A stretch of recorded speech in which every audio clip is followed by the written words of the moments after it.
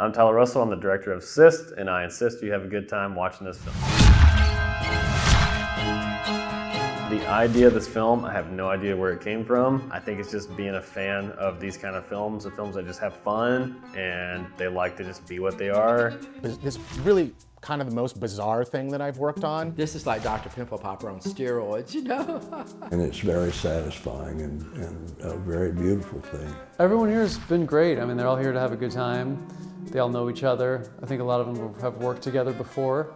This is one of the best crews I've ever worked on. The most amazing makeup artist from Germany.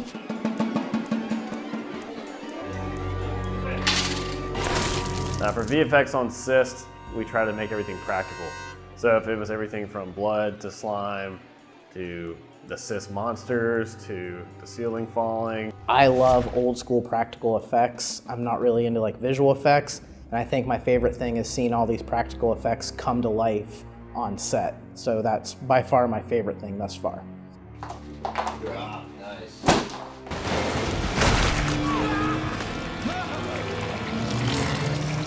All those kind of things that we try to make it real. I feel like this kind of movie needs it. It's a 60s throwback film. You want practical stuff. Tolan Effects, the guys who did our visual effects for this film, I think they did a great job. For me, the building of the marionette of the puppet was really exciting.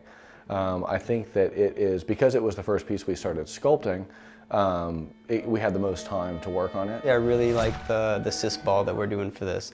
It's really gnarly looking. It's got a lot of really cool details. I'm gonna get to do some of those prosthetics, you know, and wear the mask and turn into the monster. So not something I do every day. Going to the restroom with a cyst is a challenge. Form one of the creature. So to do this, I started with a skull, and then I took armature wire. It's a metal aluminum wire that you can bend and whatnot. Stuck it into the skull in places that we decided, and then sculpted with clay on top of it. And based on Chris's drawings, he had like all these little cysts and bumps, and there's an eyeball up here that moves around and whatnot. What we still have on the dock are the forms that CYST ball turns into. So it starts as kind of a skull creature with legs and an eyeball and turns into a giant monstrosity.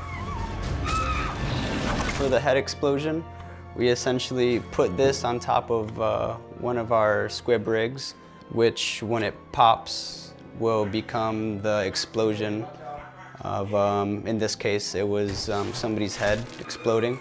So we would replace their head later with the image of this exploding, so it kind of gives it a more authentic feel. We had about a week worth of design and conversation about what exactly the CYST monsters would look like in their various forms, and we had about a week and a half to start building before our first day of shooting, and we are continuing to build through the shoot, which is a really short period of time for multiple full monster suits. One of the weirdest things that happened with this film for me was when we were talking to the Tolan Effects, our effects guys. I was like, hey, here's our effects. We need to have a CYST monster come through the roof and shoot out with a tentacle arm and all this other stuff, and just naming off these crazy weird things. And Steve Tolan's like, oh yeah, we're gonna take that and do this, and we're gonna put this thing together. And it's just like, I'm like, I never knew any of this was even possible. To create a puppet monster on film requires a lot of different steps and a lot of people. The first conversation obviously starts with me and the director, and we try to decide what is the function that the form of the monster needs to follow. So what does it need to be able to do in the movie determines what it's going to look like to a large degree. So it really takes a small army to be able to create even a single monster. Am I dead? Clarence, that's not going to... Yeah, you handle that. Yeah, there's a lot of amazing actors and actresses in this film. We've spent hours, weeks, I mean, countless nights trying to find the perfect cast, whether that's, you know, watching old horror movies from the 80s or 90s, just little known classics. I mean, we're kind of like scouring everywhere we can to assemble the absolute best cast. And they all come from really great films and TV shows that kind of like go right into the genre that we're doing here. with CYST, and so it was a lot of fun putting them all together. Seeing George and Greg work together, that was really surreal for me. In tradition with Troll 2, we also casted Darren Ewing, who is the oh my god guy from Troll 2. This is a reunion of George Hardy and myself. It's George Hardy from Troll 2. Darren Ewing from Troll 2. We haven't worked together on screen with each other in 30 years. So that has been just an awesome experience to work with Darren. We also have the other bad movie icon, it's kind of like Troll 2 and The Room are the two big ones.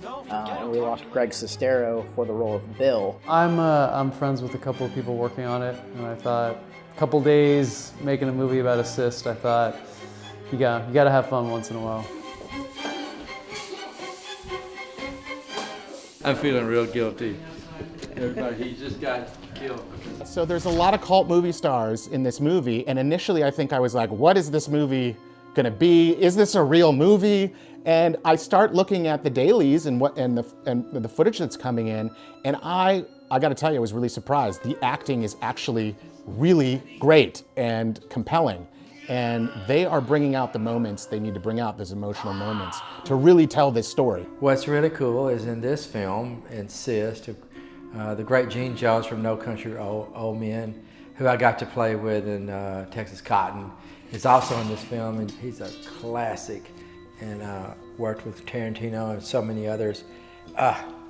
What an honor to work with him. It's a different role for Gene, but Gene is an unbelievable actor. The role in this movie is, I think I'm thinking of it as Mr. Annoying Man, the man who won't go away. It's a one-beat, kind of one-joke role, but it's a pretty good joke. It was hard for me to pull out of being so crazy on day 3 or 4 to being back to now I'm back sane again, which, I'll go crazy again. Yeah. Dr. Guy is loony. Like he's, I don't know if he's knocking back something. He's taking the prescription pills for himself. I don't know. Playing a crazy person because it's so. Maybe I'm a little crazy, but it's just so opposite of what a normal life or what you call normal. This is way out there. He goes from being sane to totally insane to halfway insane to happy to sad. And so you get to see the most extreme to this side and the most extreme to this side. It was kind of a hard decision for me to make when I first read it, because I thought, I don't know about this. This is a crazy guy. He's a villain and I'm like a pleaser. That's my primal strategy probably, a pleaser kind of guy, and this is just way different. Last day. Gonna miss you so much. Which is good for me because I need to stretch myself, and this is a total stretch. Well, I've been fortunate enough to work with Eva Haberman. You're the worst doctor ever! You're the worst nurse ever!